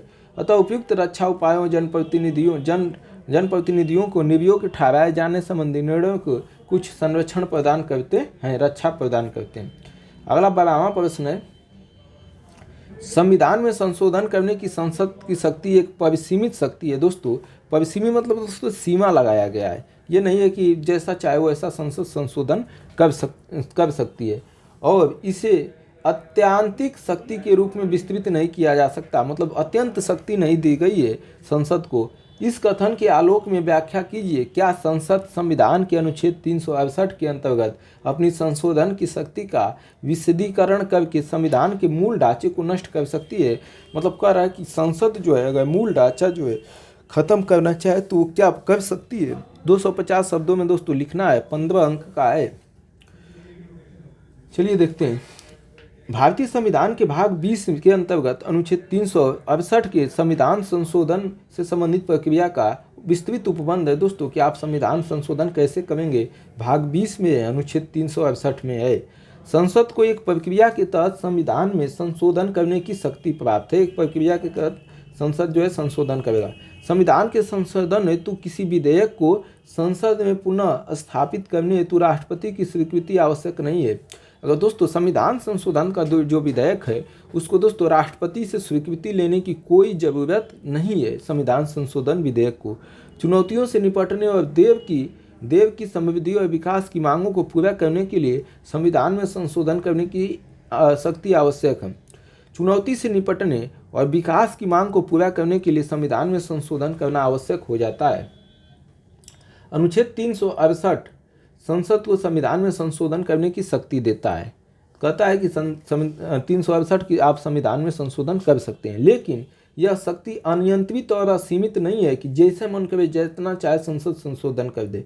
संविधान संशोधन की एक सीमा है, एक सीमा में ही संशोधन किया जा सकता है। जब कोई संविधान संशोधन के आधारभूत ढांचे को नष्ट करता है तो वह संशोधन नहीं किया जा सकता है, कि जो आधारभूत ढांचा है संविधान का उसको नष्ट नहीं किया जा सकता, ऐसा संशोधन नहीं किया जा सकता। और अगर संशोधन किया जाता है तो उच्चतम न्यायालय उसे असंवैधानिक करार देगा, और अगर सरकार ऐसा संशोधन कर भी देती है तो उच्चतम न्यायालय उसे जो है खत्म कर देगा। 25वें व 42वें संविधान संशोधन ने संवैधानिकता के सिद्धांत पर आशंकाएं उत्पन्न की थी। इसके बाद उच्चतम न्यायालय ने मौलिक अधिकार और नीति निर्देशक तत्वों के बीच एक संतुलन बनाने के लिए हस्तक्षेप किया, जिसके परिणाम स्वरूप दोस्तों मौलिक अधिकार और नीति निर्देशक तत्व में कौन बड़ा है, इसके लिए दोस्तों संतुलन बनाने के लिए न्यायपालिका ने हस्तक्षेप किया, जिसके परिणाम स्वरूप संविधान के मूल संरचना के सिद्धांत का उद्भव हुआ कि मूल संरचना को नहीं बदला जाएगा, बाकी आप जैसे चाहें वैसे कम करते रहिए, कोई दिक्कत नहीं है। उच्चतम न्यायालय ने सुप्रीम कोर्ट ने निम्न निर्णयों के आलोक में मूल संरचना के सिद्धांत को देखा जा सकता है केशवानंद भारती के 1973 केशवानंद भारत बनाम स्टेट ऑफ केरल के राज्य में उच्चतम न्यायालय ने कहा कि संसद के पास संविधान संशोधन के जरिए मौलिक अधिकारों सहित किसी भी अन्य हिस्से में असीमित संशोधन अधिकार नहीं है। मतलब दोस्तों इसमें कहा गया केशवानंद भारती में कि ऐसा नहीं है कि उन मौलिक अधिकार के साथ साथ जो है आप किसी भी अन्य हिस्से में असीमित संशोधन नहीं कर सकते हैं। मतलब दोस्तों आपकी जो संशोधन करने की सीमा है वो सीमित कर दी गई है। संशोधन के अधिकार एकमात्र प्रतिबंध यह है कि इसके माध्यम से संविधान के मूल ढांचे को क्षति नहीं पहुंचनी चाहिए। केशवानंद भारती केस में कहा गया कि आप संशोधन करिए, लेकिन आपकी ये सीमा है कि आप जो है मूल ढांचे को नहीं बदल सकते संविधान के। फिर आता है मिनरल मिल्स मामला, मिनरल मिल्स बनाम यूनियन ऑफ इंडिया केस। दोस्तों ये जो है 1980 में आता है, 1580 गलत है दोस्तों। मिनरल मिल्स बनाम यूनियन ऑफ इंडिया 1980 में इस बाद में उच्चतम न्यायालय ने 42वें संशोधन के द्वारा अनुच्छेद 368 में समाहित खंड 4 व 5 को रद्द कर दिया। कहा कि ये खंड 368, 4 व 5 को जो है mineral mills union of India case में इसे रद्द कर दिया। फिर आता है एल चंद्र कुमार बनाम भारत संघ 1997। एल चंद्र कुमार बनाम भारत संघ में इस वाद में सर्वोच्च न्यायालय ने कहा कि न्यायिक पुनरावलोकन संविधान के आधारभूत ढांचे में शामिल है। दोस्तों पूछेगा अगर कहीं कि न्यायिक पुनरावलोकन संविधान का आधारभूत ढांचा है, तो बिल्कुल दोस्तों ढांचा है। कब कहा गया था दोस्तों? तो ये कहा गया था एल चंद्र कुमार बनाम भारत संघ के मामले में 1997 में। इस प्रकार संसद की संविधान में संशोधन करने की शक्ति पर कुछ सीमाएं हैं दोस्तों। इस प्रकार जो है संसद जो है संविधान में संशोधन करने पर कुछ जो है शक्ति पर कुछ सीमा लगा दी गई है। मूल संरचना का सिद्धांत संसद की विधायी क्षमता को कम नहीं करता है।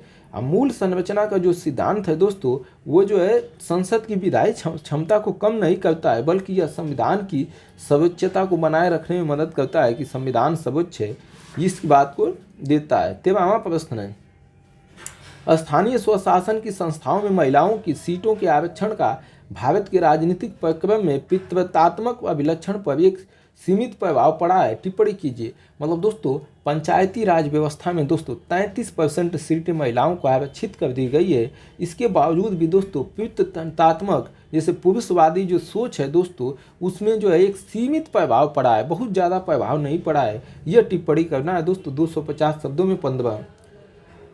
चलिए, स्वतंत्रता के बाद भारतीय संविधान के भाग 4 के अनुच्छेद 40 में पंचायत के गठन और इन्हें शक्तियां प्रदान करने की बात कही गई है। मतलब दोस्तों अनुच्छेद 40 जो है पंचायती राज से संबंधित है और भाग 4 में है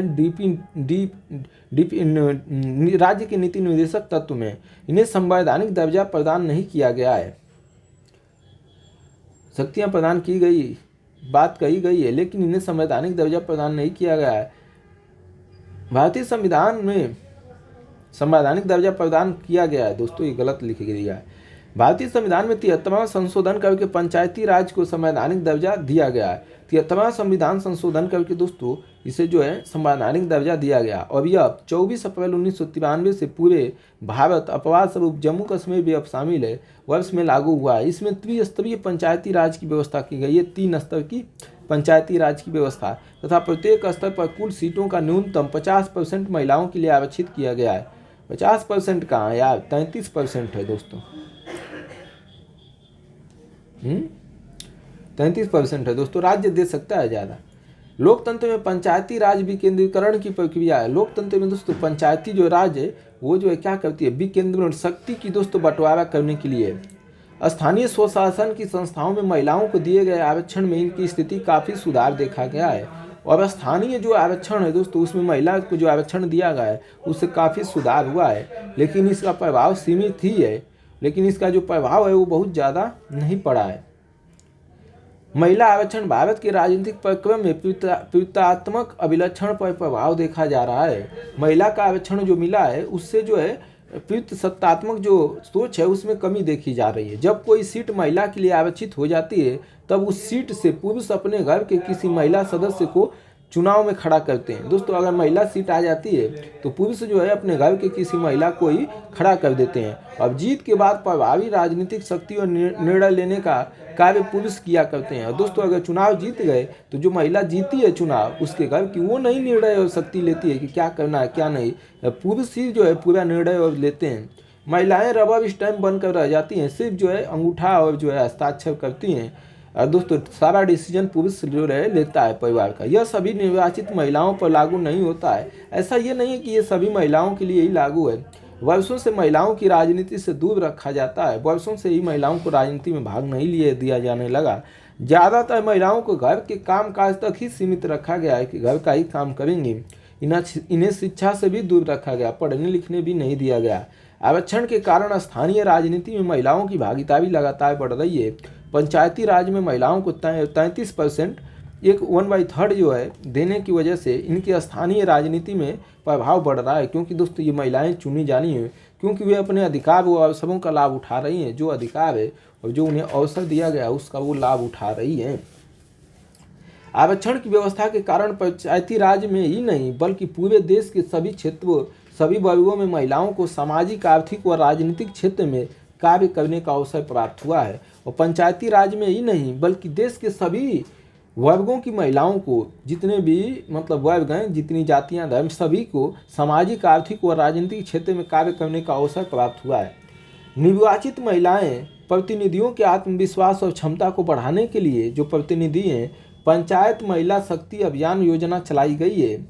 जो है पंचायत महिला शक्ति अभियान चलाए ताकि उन संस्थागत समाज संबंधी और राजनीतिक दबाव से ऊपर उठकर, दोस्तों संस्था और समाज संबंधित जो दबाव है उससे ऊपर उठकर काम करें। कौन? महिलाएं, जो उन्हें ग्रामीण स्थानीय स्वशासन में सक्रियता से भाग लेने से रोकते हैं। दोस्तों समाज, घर के लोग जो अपना जो है पुरुषवादी सोच चलाते हैं उनसे रोकते हैं। उनके लिए दोस्तों महिला जो है, इनके लिए जो है योजना चलाई गई महिला शक्ति अभियान योजना।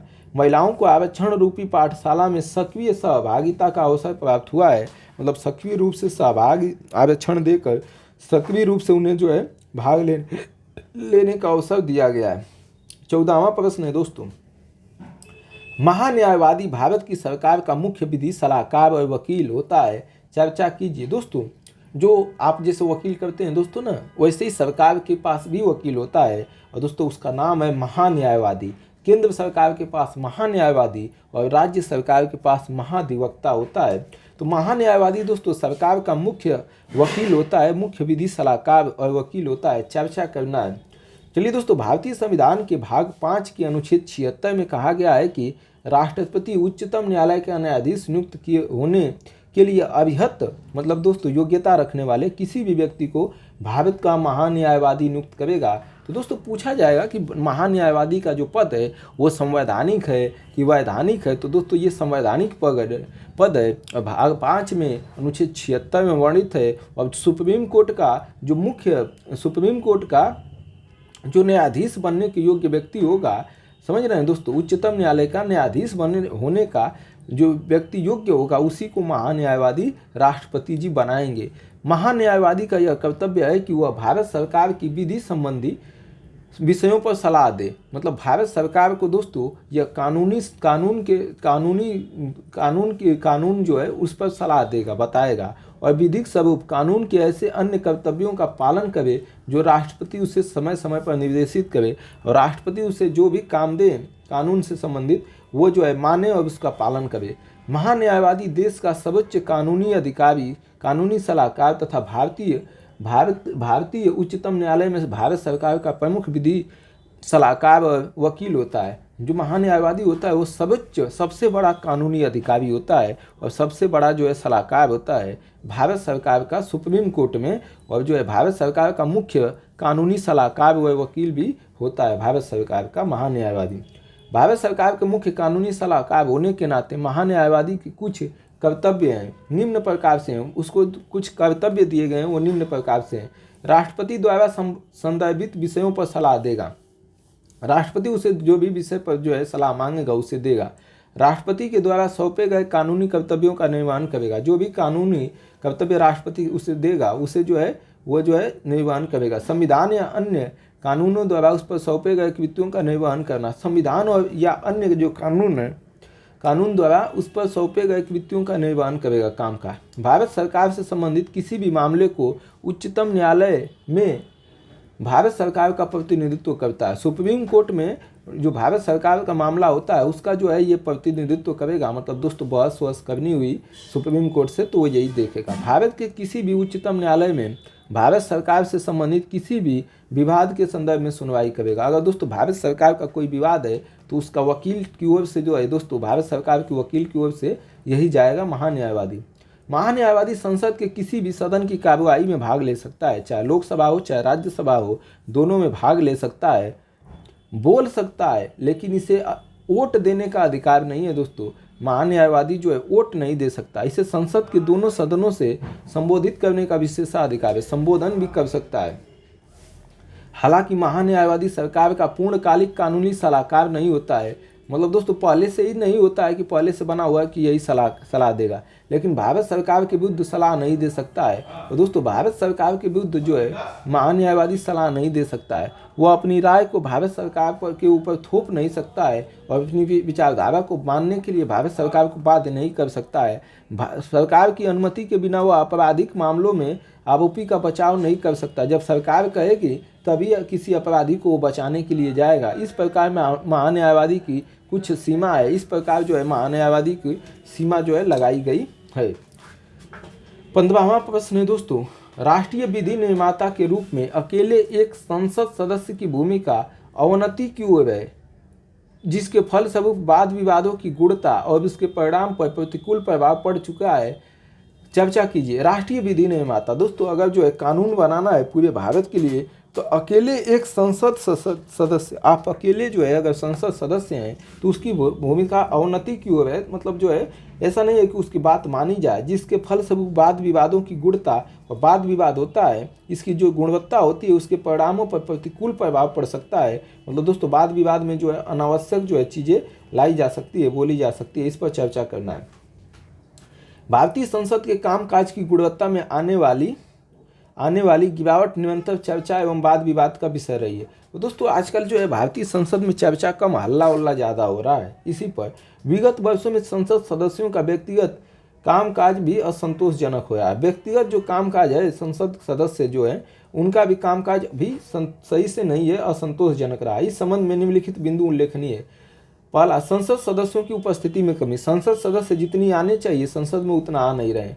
सदस्यों का चर्चा परिचर्चा में भाग नहीं लेना। कई जो है आके बैठे रहते हैं, चुपचाप भाग नहीं लेते हैं। तीसरा, सदस्यों द्वारा तर्कपूर्ण विमर्श के स्थान पर पार्टी लाइन को अधिक महत्व दिया जाना। मतलब दोस्तों जो संसद सदस्य हैं वो तर्क नहीं करते हैं, जो पार्टी कह देती है बस उसी पर अपना जो है बात रखते हैं। सांसदों द्वारा संसद के कामकाज को बाधित करने का प्रयास किया जाना। दोस्तों हल्ला करना, बोलने न देना, इस तरीके से जो है दोस्तों बाधित करते हैं सांसद। इन प्रवृत्तियों के कारण यह आक्षेप प्रकट किया जाता है कि संसद सदस्यों को व्यक्तिगत भूमिका विधि निर्माण के संदर्भ में पतनशील है। व्यक्तिगत रूप से वो जो है जो कानूनी भूमिका है वो जो है पतनशील है। मतलब दोस्तों अवनति की ओर जा रही है। परिणामतः वर्ष 2014 से 2018 तक सदन में प्रस्तुत निजी सदस्यों के विधेयकों में से मात्र दो विधेयकों पर ही सदन में चर्चा की जा सकी है। मतलब दोस्तों मात्र निजी सदस्य के जो विधेयक प्रस्तुत किए गए निजी रूप से मात्र 2 पर ही जो है सदन में चर्चा हो पाए। मतलब सोचिए 4 साल में। संसद सदस्यों की भूमिका में आने वाली इस कमी के लिए निम्नलिखित कारक उत्तरदायी हैं। कौन कौन? ए, संसद सदस्यों में अपने कार्य के प्रति सेवा भाव में आने वाली कमी। अपने काम के प्रति वो जो है सेवा भाव नहीं रखते हैं। बी, संसदीय चुनाव में धनबल की प्रवृत्ति, जिसके आर्थिक रूप से अक्षम किंतु योग्य व्यक्ति निर्वाचित होने में वंचित रह जाते हैं। पैसा रुपया के बल पर चुनाव जीतने से जो पढ़े लिखे और समझदार और तर्कशील व्यक्ति होते हैं वो चुनाव नहीं जीत पाते हैं। सी, आपराधिक प्रवृत्ति वाले व्यक्ति का सांसद के रूप में निर्वाचित हो जाना, जो खून खराबा करता वो जो है संसद में पहुंच जा रहा है और एक प्रकार से राजनीति के अपराधीकरण को बढ़ावा दे रहा है, पूरे राजनीति में अपराध फैला रहा है। अतः ऐसे जनप्रतिनिधि संसदीय दायित्वों के प्रति विशेष आग्रह नहीं रखते हैं, संसद की जो जिम्मेदारी है। डी, दल बदल विरोधी नियम तथा व्हिप जैसी प्रथाओं के कारण सांसदों का व्यक्तिगत भूमिका में कमी आई है। दोस्तों अगर जो है वो अपनी व्यक्तिगत रूप से राय रखेंगे तो उन्हें दल बदल के आधार पर जो है पार्टी निकाल देती है, या व्हिप प्रथा में दोस्तों व्हिप को जो व्हिप पार्टी जारी करती है उसी के अनुसार वोट देंगे। अगर दोस्तों उसके खिलाफ जाएंगे तो उन्हें दल बदल हो जाएगा और उनको जो है बाहर कर दिया जाएगा। इसलिए भी वो जो है कमी आ रही है। अनेक संसद सदस्य राजनीति की विधिक संरक्षण तथा लाभ प्राप्ति के साधन के रूप में देखते हैं। अनेक जो संसद सदस्य हैं वो राजनीति को कानूनी संरक्षण तथा लाभ प्राप्ति के साधन के रूप में देखते हैं कि लाभ मिलेगा, जिसके कारण वे विधायी कार्यों में रुचि नहीं लेते हैं। इससे जो है वो विधायी कार्यों में रुचि नहीं लेते हैं। यह मतदाताओं में मतदान के क्रम में उम्मीदवारों की अपेक्षा दलों को शीर्ष नेताओं को प्रदर्शन के आधार पर बनाने की प्रवृत्ति के चलते योग्य उम्मीदवारों की उपेक्षा हो जाती है। मतलब दोस्तों जो ज़्यादा जो है समाज में ज़्यादा जो है चुनाव प्रचार करता है, ज़्यादा वो पार्टी को जिताता है, उसी को जो है योग्य मान लिया जाता है। जबकि दोस्तों जो नहीं जिताता है, जो कम बोलता है, वह भी जो है योग्य होता है, उसकी उपेक्षा कर दी जाती है। इसलिए भी जबकि अयोग्य उम्मीदवार भी पार्टी के एवं शीर्ष नेतृत्व के प्रभाव में निर्वाचित हो जाता है, और जिनकी योग्यता नहीं होती है दोस्तों वह भी जो है चुनाव में जीत जाता है। इस प्रकार संसद सदस्यों की व्यक्तिगत भूमिका में गिरावट रूप से इनके गिरावट के अनेक कारक देखे जा सकते हैं। इस स्थिति में परिवर्तन लाने के लिए चुनाव में सुधार करने, संसदीय कार्य संस्कृति में बदलाव करने, जो संसदीय कार्य संस्कृति है उसमें बदलाव करने, दल विरोधी कानून में परिवर्तन करने, दल विरोधी जो कानून है उसमें परिवर्तन करने तथा नागरिकों में, अभी थोड़ा सा रुक जाइए, तथा नागरिकों में जन जागृति लाने, जनता में जागरूकता लाने जैसे कदम अनिवार्य रूप से उठाए जाने चाहिए। तो रियल में दोस्तों ये संसद को जो ये कहानी है व्यक्तिगत रूप से उसमें सुधार करने की ज़रूरत तो है। और दोस्तों ये लोकसभा का जो अध्यक्ष का पद है इसको भी जो है निष्पक्ष बनाने की ज़रूरत है। ये सबसे ज़्यादा मुझे लग रहा है कि जो है संसद में जो परिचर्चा होनी चाहिए निष्पक्ष, उसमें बाधा डाल रहा है। 16वां प्रश्न है, विकास योजना के नव उदारी प्रतिमान के संदर्भ में, विकास योजना जो विकास का नया उदारी प्रतिमान के संदर्भ में आशा की जाती है कि बहुस्तरीय योजनाकरण, बहुत स्तर पर योजना को बनाया जाना संक्रियाओं को लागत प्रभावी बना देता है। मतलब दोस्तों लागत ज़्यादा आने लगती है। अनेक क्रियान्वयन रुकावटों को हटा देना चर्चा कीजिए कि अनेक जो क्रियान्वयन रुकावटों को हटा देना चर्चा कीजिए। विकास योजना दोस्तों विकास करने के लिए नए जो उदार प्रतिमान के संदर्भ में आशा की जाती है कि बहुस्तरीय बहुत सारी योजनाओं की संक्रिया जो है लागत प्रभावी बना देती है, पैसा ज़्यादा लगने लगता है। तो दोस्तों अनेक क्रियान्वयन रुकावटों को हटा देना चर्चा कीजिए। चलिए, विगत वर्षों में विकास का मुद्दा तथा इसकी प्रभाविकता चर्चा का विषय रहा है। विकास करने की विकास योजनाओं के इष्टतम प्रयोग को सुनिश्चित करने के लिए नित्य नए प्रयोग किए जा रहे हैं कि विकास कैसे किया जाए। इसी दिशा में एक प्रयास के रूप में बहुस्तरीय योजनाओं को लागू किया जा रहा है। बहुत सी योजनाओं को लागू किया जा रहा है। बहुस्तरीय योजनाओं में क्षेत्र विशेष के विकास के लिए योजनाओं का निर्माण आधार स्तर से काफ़ी स्तर से किया जाता है, आधार से ही किया जाता है। योजना का नियोजन निम्न चरणों में किया जाता है। निम्न चरण है फिगर। बहुस्तरीय योजनाकरण के निम्नलिखित लाभ है। योजनाओं के निर्माण तथा कार्यान्वयन करने में स्थानीय प्रशासन की भागीदारी, जो स्थानीय प्रशासन है उसकी भागीदारी से भ्रष्टाचार पर रोक लगाना आसान हो जाता है। भ्रष्टाचार रोकने में आसान हो जाता है स्थानीय प्रशासन की, अगर स्थानीय प्रशासन भाग ले तो। सामाजिक अंकेक्षण जैसे उपायों का अपनाकर समाज में जो क्या राय है उसको अपनाकर इसे अधिक प्रभावी बनाया जा सकता है। इसके माध्यम से योजनाएं मांग आधारित हो सकती है कि योजना लोग क्या चाहते हैं, कैसी योजना चाहते हैं, जिससे संबंधित समूह के लोग अधिक लाभ प्राप्त कर सकेंगे। दोस्तों जो लोगों को लाभ की जहाँ जो चीज़ की जरूरत है उसको बनाया जाए। बहुस्तरीय योजनाकरण स्थान विशेष की प्रकृति के आधार पर निर्माण में सहायक होगी, जिससे योजनाओं का क्रियान्वयन, योजना जो है उसका कार्य करने के लिए पक्ष सुदृढ़ होगा तथा योजनाओं के लिए निर्गत समूह है उसके धन का उपयोग किया जा सकेगा। यह योजनाओं के निर्माण तथा क्रियान्वयन के मध्य अंतराल को कम करेगा। ये दोस्तों जो अंतराल हो जाता है, ज़्यादा जो है काम रुक जाता है, उसको कम कर देगा। इस प्रकार से योजना का निर्माण किया जाना आम नागरिकों की सामाजिक कल्याण की योजनाओं से बेहतर ढंग से जोड़ा जाएगा। आम नागरिक उसमें जो योगदान है और आम नागरिकों के जीवन को बेहतर भी बनाया जा सकता है। इससे जन जागरूकता में भी वृद्धि होगी, जनता भी जागरूक होगी। यह स्थानीय स्वायत्तता को समर्थन देने के साथ योजनाओं में गैर स्थानीयकरण जनित विवादों को भी निपटने में मदद करेगा। मतलब दोस्तों स्थानीय की जो है स्थानीय स्वायत्तता के समर्थन देने के साथ योजना गैर स्थानीयकरण, दोस्तों दूसरे जगह की स्थानिक समस्या है उनको निपटाने में मदद भी करेगा। इस प्रकार हम पाते हैं कि बहुस्तरीय योजनाकरण अनेक लाभों को सृजित करने में सक्षम है। इस संदर्भ में विशेष लाभ प्राप्त करने के लिए स्थानीय नेतृत्व, जो स्थानीय स्तर पर जो नेता हैं, प्रशिक्षित अधिकारी हैं, उनके प्रशिक्षित होने की एक पूर्ण शर्त है। इसके बिना एक नवीन योजना का पूर्ण लाभ नहीं लिया जा सकता है। 17वां प्रश्न है, विभिन्न सेवा क्षेत्रकों के बीच सहयोग की आवश्यकता विकास प्रवचन का एक अंतर्निहित घटक रहा है। विभिन्न जो सेवा क्षेत्रक हैं उनके बीच जो है सहयोग की आवश्यकता एवं विकास प्रवचन का मतलब जो है सहयोग हो विभिन्न सेवा क्षेत्र के भी एक दूसरे की, और विकास और प्रवचन का एक अंतर्निहित घटक रहा है। मतलब जो है उतना जो है सहयोग नहीं रहा है। साझेदारी क्षेत्रों के बीच पुल बनाती है, और जो साझेदारी क्षेत्र हैं उसके बीच अगर पुल बनती है तो यह सहयोग और टीम भावना की संस्कृति को बढ़ावा और गति प्रदान करेगा। इससे दोस्तों ज़्यादा जो है लोग मिल के और जो संस्कृति को बढ़ावा देगा। उपयुक्त कथनों के प्रकाश में भारत के विकास का परिक्रम का परीक्षण कीजिए। भारत के विकास के परिक्रम का परीक्षण करना है। चलिए 250 शब्दों में 15। भारत विगत वर्षों में तीव्र विकास करने वाली बड़ी अर्थव्यवस्थाओं में से रहा है। मतलब दोस्तों कुछ वर्षों में तेजी से भारत की अर्थव्यवस्था बढ़ रही है। भारतीय अर्थव्यवस्था में लगभग 54% हिस्सा तृतीय क्षेत्र सेवा क्षेत्र का हो गया है। दोस्तों सेवा क्षेत्र में 54% हिस्सेदारी हो गई है।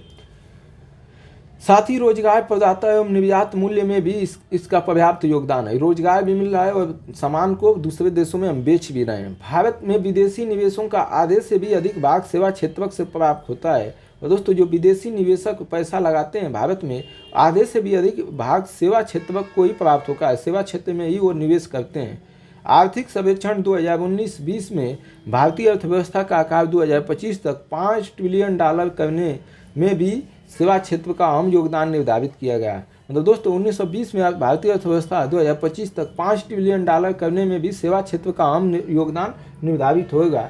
इस संदर्भ में सेवा क्षेत्र के 12 फोकस क्षेत्रों की महत्वपूर्ण पहचान की गई है। दोस्तों ये जो है सेवा क्षेत्र 12 महत्वपूर्ण है, जैसे पर्यटन, शिक्षा क्षेत्र, स्वास्थ्य सेवाएं, ट्रांसपोर्ट एवं लॉजिस्टिक, मीडिया एवं मनोरंजन सेवाएं, परामर्श एवं संबंधित इंजीनियरिंग सेवाएं, वित्तीय सेवाएं, विधिक सेवाएं, लेखांकन एवं पर्यवेक्षण से टेलीकम्युनिकेशन, सूचना प्रौद्योगिकी, पर्यावरणीय सेवाएं, ये सब हैं। भारत को $5 बिलियन की अर्थव्यवस्था बनाने के लिए आवश्यक है कि उपयुक्त सेवा क्षेत्र के माध्यम से समाजस्थ एक दूसरे से जुड़ाव स्थापित किया जाए तथा इनका सहयोगपूर्ण विकास सुनिश्चित किया जाए। उदाहरण के लिए भारतमाला जैसी महत्वाकांक्षी सड़क परियोजनाएं न सिर्फ लॉजिस्टिक सेवाओं को बल प्रदान करती हैं बल्कि वे विनिर्माण क्षेत्र एवं पर्यटन को भी बढ़ावा देने में महत्वपूर्ण भूमिका निभाती है। ई कॉमर्स क्षेत्र के विकास में डिजिटल सुरक्षा, ई गवर्नेंस तथा पर्यटन क्षेत्र को गति प्राप्त होगी। साथ ही यह टेलीमेडिसिन तथा टेली एजुकेशन जैसी सेवाओं में भी मदद दे सकता है। स्टार्टअप जैसे कार्यक्रम सेवा क्षेत्र के सर्वांगीण विकास के इंजन साबित हो सकते हैं। स्टार्टअप जैसी जो सेवा है ये जो है पूरे विकास की सर्वांगीण मतलब सभी प्रकार के विकास की इंजन साबित हो सकती है, क्योंकि यह योजना बहुत से नए विचारों को आश्रय देती है जिसका लाभ देश और समाज को प्राप्त होता है। इसरो के द्वारा स्थापित उपग्रह प्रणालियाँ सेवा क्षेत्र के लगभग प्रत्येक क्षेत्र को लाभान्वित करने में सक्षम है। इसरो के द्वारा जो स्थापित प्रणालियाँ हैं वो सेवा क्षेत्र के लगभग प्रत्येक क्षेत्र को लाभान्वित करने में सक्षम है। यह बेहतर संचार सेवा उपलब्ध कराने के साथ साथ मैपिंग के माध्यम से पर्यटन को भी प्रोत्साहित किया जा सकता है। इस प्रकार हम पाते हैं कि सेवा क्षेत्र में आपसी सामंजस्य मतलब मिलजुल कर संतुलित विकास को भारतीय अर्थव्यवस्था की उल्लेखनीय प्रगति हो सकती है। 18वां प्रश्न है, सुवेद्य वर्गों के लिए क्रियान्वित की जाने वाली कल्याण योजनाओं का निष्पादन और उनके बारे में जागरूकता के न होने और नीति परिक्रम की सभी अवस्थाओं पर उनके सक्रिय तौर पर सम्मिलित न होने के कारण इतना प्रभावी नहीं होता है। चर्चा कीजिए। सुवेद्य वर्ग मतलब दोस्तों SC ST आदिवासी समुदाय, कमजोर समुदायों को दोस्तों कल्याणकारी योजनाओं का निष्पादन और उनके बारे में दोस्तों जो पेंशन है, सरकार की जो कल्याणकारी योजनाएं, आवास हैं, घर है, पेंशन है, ये सब चीज़ें उनके बारे में पता ही नहीं है, वो जागरूक ही नहीं है, वो इसका लाभ नहीं उठा पा रहे हैं। और नीति कार्यक्रम सभी अवस्थाओं पर उनके सक्रिय तौर पर सम्मिलित न, और वो जो है इसमें शामिल ही नहीं है, इसके कारण प्रभावी नहीं हो पाता है। चर्चा करना है इस पर।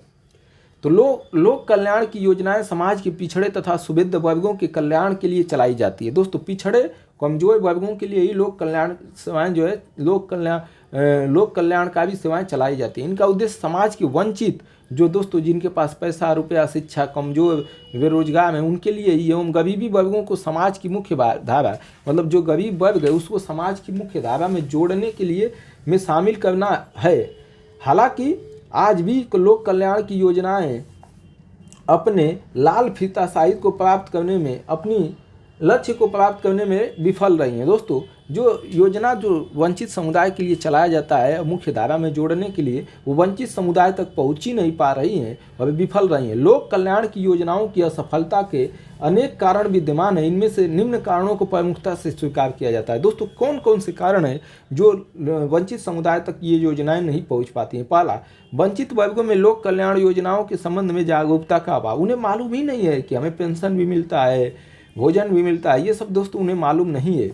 ये दूसरा, इन वर्गों के लिए लोकहित की योजनाओं के निर्माण से लेकर क्रियान्वयन में इनकी भागीदारी का अभाव। दोस्तों, जब योजना बनाई जाती है तो इनसे पूछा तक नहीं जाता है और इनमें भाग लेने का अवसर भी नहीं मिलता, इसलिए इन्हें जो है इनके अभाव दिखता है।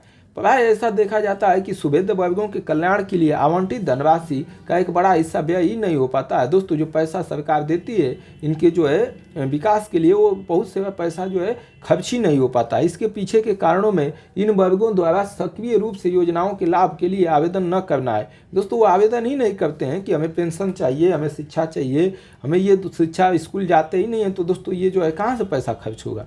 चूँकि वे योजना की शर्तें, लाभों तथा आवेदन प्रक्रिया से अनिबद्ध रहते हैं। उनको पता ही नहीं है कि इस योजना को प्राप्त करने के लिए क्या शर्त है, क्या लाभ है, क्या क्या देना पड़ेगा, क्या जो है शर्तें हैं, क्या मानना पड़ेगा, ये सब पता नहीं होता है। इसी प्रकार सरकार द्वारा ऐसी योजनाओं के निर्माण में इन वर्गों से वार्ता तथा सुझाव का आदान प्रदान भी पर्याप्त रूप से नहीं हो पाता है। इसी कारण इस योजनाओं के स्वरूप इन वर्गों की आवश्यकताओं के पूर्णतः अनुरूप भी नहीं हो पाता है। दोस्तों, सरकार इनसे पूछती नहीं है कि आपको किस चीज़ की आवश्यकता है, कैसी योजना चाहिए, और इस कारण दोस्तों पर्याप्त रूप से इन वर्गों से आदान प्रदान नहीं हो पाता है। इस कारण योजनाएं के स्वरूप इन वर्गों की आवश्यकता के जो इनको आवश्यकता है उसके अनुरूप भी नहीं हो पाता है, और इस नीतियों के क्रियान्वयन में इन वर्गों की भागीदारी सीमित हो जाती है और इसमें ये भाग भी नहीं ले पाते हैं। सुविध वर्गों के कल्याण के लिए चलाई गई योजनाओं की समुचित परिणाम न मिल पाने के अन्य कारणों में प्रशासनिक अनियमितता। दोस्तों, जो अधिकारी हैं वो अभी नियमित ढंग से काम नहीं करते हैं। धन की अपर्याप्तता, धन कम होता है। सिविल सेवकों में संवेदनशीलता की कमी, सिविल सेवक सुनते ही नहीं है, समय ही नहीं है गरीब लोगों को सुनने का, तथा जटिल क्रियान्वयन पक्ष। दोस्तों, ऐसा जो है नियम कानून बना दिया जाता है कि उसमें भाग लेना ही मुश्किल हो जाता है। अन्य मुद्दे भी शामिल है। भारत सरकार ने विगत वर्षों में इन चुनौतियों का सामना करने के लिए डीबीटी, जन धन आधार मोबाइल ई मॉनिटरिंग जैसे कई कदम उठाए हैं। इस दिशा में अतिरिक्त प्रयास के रूप में स्वयंसेवी संगठन, जो स्वयं संगठन है, के माध्यम से सघन जागरूकता अभियान योजनाओं को आउटकम मॉनिटरिंग दोस्तों मिल रहा है कि नहीं योजना का लाभ, एकीकृत क्रियान्वयन मॉडल केंद्र राज्य पंचायत को अपना कर बेहतर परिणाम प्राप्त किए जाए हैं। मतलब केंद्र और राज्य और पंचायत जो है एक साथ मिलकर जो है लाभों को पहुंचाने का प्रयास कर रहे हैं। अगला प्रश्न है दोस्तों 19वां, उभरती हुई वैश्विक व्यवस्था में भारत द्वारा प्राप्त नव भूमिका के कारक, उत्पीड़ित एवं उपेक्षित राष्ट्रों की मुखिया के रूप में दीर्घ काल से संप्रेषित भारत की पहचान लुप्त हो गई है, विस्तार से समझाना है। दोस्तों, हम जो है दुनिया में उभरते हुए भारत के रूप में जाने जाते थे। किसके लिए दोस्तों? नई भूमिका हमें मिल रही थी विश्व का नेता बनने के लिए। किसके लिए दोस्तों? उत्पीड़ित जो देश थे, अपेक्षित जो देश थे, उनकी मुखिया हम बन सकते थे। लेकिन लंबे समय से जो है संपोषित भारत की पहचान लुप्त हो गई है। धीरे धीरे ये जो पहचान आ रही थी दोस्तों, हम उभरने की कगार में मुखिया बनने के रूप में थे, वो अब जो है पहचान लुप्त हो गई है। इसे विस्तार से समझाना है। 250 शब्दों में 15 अंक का। स्वतंत्रता के पश्चात भारत ने विश्व की द्विध्रुवीय व्यवस्था को अलग होकर गुट निरपेक्ष आंदोलन की शुरुआत की। दोस्तों, हमने जो है अमेरिका और सोवियत संघ में शामिल न होकर हमने गुट निरपेक्ष किसी भी गुट में शामिल न होने का निर्णय लिया। किसने? भारत में। इसकी शुरुआत भारत के प्रथम प्रधानमंत्री जवाहरलाल नेहरू ने किया था। मिस्र के राष्ट्रपति अब्दुल नासिर तथा यूगोस्लाविया के राष्ट्रपति मार्शल टीटो द्वारा की गई थी गुट निरपेक्षता को शुरुआत। इसमें ज़्यादातर 9 स्वतंत्र राष्ट्र थे। नए नए जो स्वतंत्र हो रहे थे गुलामी से, वही राष्ट्र थे जो अपनी स्वतंत्रता को अक्षुण्ण बनाए रखना चाहते थे। अपनी स्वतंत्रता बनी रहे, इसके लिए ये देश सैन्य दृष्टि से कमजोर तथा आर्थिक रूप से पिछड़े हुए थे। मतलब दोस्तों, इनके पास पैसा भी नहीं था और सैनिक शासन भी नहीं थे। गुट निरपेक्ष आंदोलन का गठन जिन परिस्थितियों और उद्देश्य को लेकर किया गया था, मतलब दोस्तों गुट निरपेक्ष, हम किसी भी गुट में शामिल नहीं होंगे, जिस उद्देश्य और परिस्थिति में किया गया था उसमें मुख्य रूप से शांतिपूर्ण सहयोग, शांति से सहयोग करना, सह अस्तित्व, एक दूसरे के अस्तित्व को सम्मान देना तथा आंदोलन में शामिल देशों के नेतृत्वकर्ता के रूप में, मतलब दोस्तों जो देश शामिल थे इसमें गुट निरपेक्षता में, उसमें नेता के रूप में भारत जो है शामिल था। भारत जो है नेता था इसमें। लेकिन बाद के वर्षों में भारत की भूमिका में अहम बदलाव आ गया। बाद में जो भारत की भूमिका थी वो जो है नेता की नहीं रही। वर्तमान समय में भारत तेजी से उभरती हुई अर्थव्यवस्था वाला देश है। वर्तमान में भारत के पास एक विशाल जनसंख्या है, बड़ी जनसंख्या है तथा इसकी आवश्यकता भी बदल रही है। भारत की बदलती हुई परिस्थितियों में भारत ने अपनी नीतियों को भी बदलना प्रारंभ कर दिया, अपनी जो कानून नीति बनाई थी, क्योंकि गुट निरपेक्ष आंदोलन भारत की अंतर्राष्ट्रीय महत्वाकांक्षा को व्यक्त करने के लिए एकमात्र फोरम नहीं है कि अंतर्राष्ट्रीय जो महत्वाकांक्षा है उसको व्यक्त करने के लिए एकमात्र फोरम यह नहीं था। भारत अपनी बदलती परिस्थितियों तथा जरूरतों के अनुसार विभिन्न अंतर्राष्ट्रीय सहयोग संगठनों का सदस्य बन रहा है। मतलब दोस्तों भारत जो है अब जो है अपनी परिस्थिति और नीति के अनुसार विभिन्न संगठनों का जो है सदस्य बन रहा है, जिसमें इब्सा, ब्रिक्स, संघाई सहयोग संगठन इत्यादि।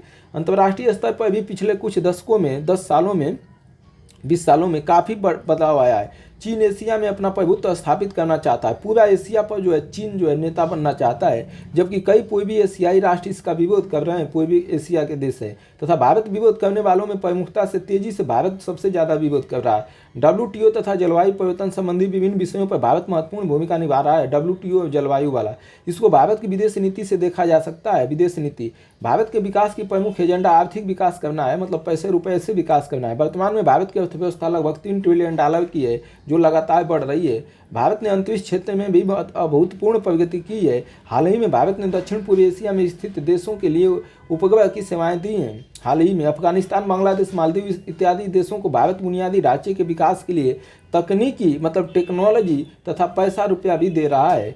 वर्ष 2008 के वैश्विक आर्थिक एवं वित्तीय संकट के कारण G20 का गठन हुआ था। 2008 के वैश्विक संकट के कारण जो है G20 का गठन हुआ था।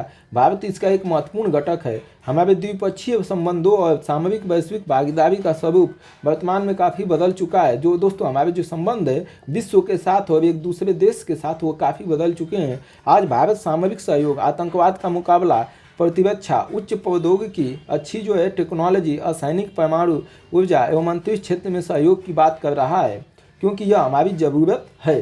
और लास्ट प्रश्न है दोस्तों 20वां, भारत और यूनाइटेड स्टेट अमेरिका के बीच संबंधों में खटास के प्रवेश का कारण वाशिंगटन का अपनी वैश्विक रणनीति में अभी तक भी सरकार के किसी ऐसे स्थान की खोज करने में विफलता है जो भारत में आत्मसमाधान और महत्वाकांक्षा को संतुष्ट कर सके। उपयुक्त उदाहरणों के साथ स्पष्ट कीजिए। तो दोस्तों भारत और अमेरिका के बीच जो संबंध है वो जो है खटास का प्रवेश के कारण दोस्तों, मतलब जो है मतलब दोस्तों संबंध जो है खराब है थोड़ा सा। वाशिंगटन की अपनी वैश्विक रणनीति अभी तक भी भारत के लिए किसी भी ऐसे स्थान की खोज करने में विफल। दोस्तों अमेरिका जो है पूरी दुनिया का नेता बनने में फिराक में रहता है और इस स्थान को खोजने में विफलता जो भारत के लिए आत्मसमाधान और महत्वाकांक्षा को संतुष्ट कर सके। दोस्तों भारत की जो महत्वाकांक्षा है उसको संतुष्ट करने में अमेरिका जो है पूर्णतः सफल नहीं हुआ है। उपयुक्त उदाहरणों के साथ स्पष्ट करना है। चलिए, भारत तथा अमेरिका के रणनीतिक संबंध 2000 के दशक से सुधार की ओर बढ़े। 2000 से इसके पूर्व शीत युद्ध एवं भारत के परमाणु कार्यक्रमों के चलते अमेरिका द्वारा भारत के साथ संबंधों में विशेष रुचि नहीं दिखाई गई। मतलब दोस्तों परमाणु शीत युद्ध चल रहा था और दोस्तों गुट निरपेक्षता की हम नीति रखते थे। पाकिस्तान जो है अमेरिका की तरफ चला गया तो इसलिए भारत की तरफ जो है अमेरिका ज़्यादा ध्यान नहीं देता था। और फिर जो है हमने परमाणु परीक्षण कर लिया, इसलिए अमेरिका ने अरुचि दिखाई भारत के साथ संबंध बनाने में। भारत यूएस अमेरिका परमाणु समझौता 2005 के बाद दोनों राष्ट्रों के मध्य आपसी विश्वास में वृद्धि हुई। 2005 में हमने अमेरिका के साथ परमाणु समझौता किया, इसके बाद जो है विश्वास बढ़ा। हालांकि भारत रूस संबंध, भारत के साथ हमारे रूस के जो संबंध है, रूस के साथ को प्रगाढ़ता तथा यूएस अमेरिका की भारत पाकिस्तान के मध्य संतुलन बनाने की नीति के कारण संबंध अपेक्षित सफलता प्राप्त। हम दोस्तों, हमारा जो भारत अमेरिका और रूस दोस्तों अपने आप में दुश्मन टाइप के रहते हैं, तो हमारा दोस्तों भारत जो है अमेरिका से और रूस से दोनों से संबंध रखता है, इसलिए अमेरिका से जो है हमारा विशेष संबंध नहीं हो पाता है। अमेरिका के निम्नलिखित मुद्दों पर भारत के साथ मतभेद प्रकट किए। अमेरिका ने दोस्तों निम्नलिखित मुद्दों पर भारत के साथ मतभेद प्रकट किए। उसने कहा अमेरिका ने, जिसके कारण अमेरिका भारत संबंध स्थायित्व तो नहीं आ सका है, मतलब अस्थायित्व जो है हमारा संबंध नहीं बनना। अन्य देशों से संबंध को लेकर सामंजस्य न होना। अमेरिका रूस प्रतिद्वंद्विता रहे हैं, अमेरिका और रूस अपनी एक दूसरे से प्रतिद्वंदित करते रहते हैं, प्रतिद्वंदितापूर्ण रहे हैं, मतलब जो है एक दूसरे को लेकर होड़ करते रहते हैं। जबकि भारत रूस एक प्रमुख रक्षा सहयोगी राष्ट्र है, मतलब रक्षा के क्षेत्र में दोस्तों हम जो है रूस से सहयोग लेते हैं। इसी प्रकार यूएस पाकिस्तान संबंध के चलते अमेरिका जो है पाकिस्तान का संबंध जो है, इसके चलते अमेरिका के साथ संबंध में एक प्रकार का द्वंद्व रहता है। किसका? भारत का। भारत की एक प्रमुख चर्चित अमेरिकी द्वारा ईरान को एक शत्रु राष्ट्र के रूप में उल्लेखित करना, मतलब दोस्तों अमेरिका जो है ईरान को एक जो है शत्रु राष्ट्र के रूप में जो है घोषित करना चाहता है, जबकि भारत की रणनीति में ईरान के अस्थायित्व से पूर्ण होता है, ईरान को अस्थायित्व करना चाहता है भारत। दोनों देशों के मध्य आर्थिक मुद्दे दोस्तों क्या है? दोनों देशों के मध्य आर्थिक मुद्दे, दोनों राष्ट्रों के मध्य आर्थिक संबंधों के मामले में द्वंद्व देखा जाता है। अमेरिका और भारत से होने वाले अपने व्यापार घाटे, अमेरिका जो है भारत से होने वाले अपने दोस्तों अमेरिका को घाटा होता है व्यापार में। अब भारत प्रवासियों को यूएस में अवैध अधिक नौकरियां, दोस्तों भारत के लोग जो है अमेरिका में जाकर अधिक नौकरी पाने तथा भारत अमेरिकी उत्पादों पर अधिक टैरिफ लगाना, और भारत जो है अमेरिका के जो उत्पाद हैं उन पर अधिक टैक्स लगाने के मुद्दों को लेकर चिंतित है। कौन? अमेरिका। भारत अमेरिका की नवीन संरक्षणवादी प्रवृत्ति, भारत अमेरिका की जो नवीन संरक्षणवादी प्रवृत्ति है, भारतीय उत्पादों पर उच्च टैरिफ दरों, और दोस्तों अमेरिका ने भी अब जो है टैक्स ज़्यादा लगाना चालू किया। यूएस की संरक्षणवादी नीति, मतलब दोस्तों यूएस अब वीज़ा देने में जो है संरक्षण नीति का उपयोग कर रहा है। अमेरिका द्वारा भारत को general line system of preference work से बाहर कर दिया जाना, मतलब दोस्तों इसमें जो है प्रेफरेंस दिया जाता है, पहले प्राथमिकता दी जाती है, इसमें तो डोनाल्ड ट्रंप ने हमें बाहर कर दिया था। उक्त समस्याओं के चलते भारत अमेरिका संबंधों को एक अस्थायी एवं साझा हितों को आधारित धरातल पर प्राप्त नहीं हो सका है। हालांकि दोनों देश मध्य रक्षा संबंध जो है स्वर्णिम दौर में है। रक्षा के समझौता दोनों देशों के मध्य समुद्र के समतापूर्ण तथा परस्पर लाभकारी लाभ के साथ जो है प्रयोग को लेकर भी मंतव्य है। अतः कुछ अतिरिक्त प्रयास दोनों राष्ट्रों को आपसी संबंध सुधारने के लिए प्रोत्साहित कर सकते हैं। तो ये था दोस्तों 2019 का। अब 2020 और 21 बचा हुआ है दोस्तों, हम जो है कल ये करेंगे। तो दोस्तों ये जो है हमारा चैनल है, और यूट्यूब चैनल को दोस्तों लाइक शेयर और सब्सक्राइब कर लीजिए। कल दोस्तों हम सामान्य अध्ययन मुख्य परीक्षा 2020 को देखेंगे, पॉलिटिकल साइंस का, इसके बाद इकोनॉमी को देखेंगे। धन्यवाद दोस्तों, मिलते रहेंगे।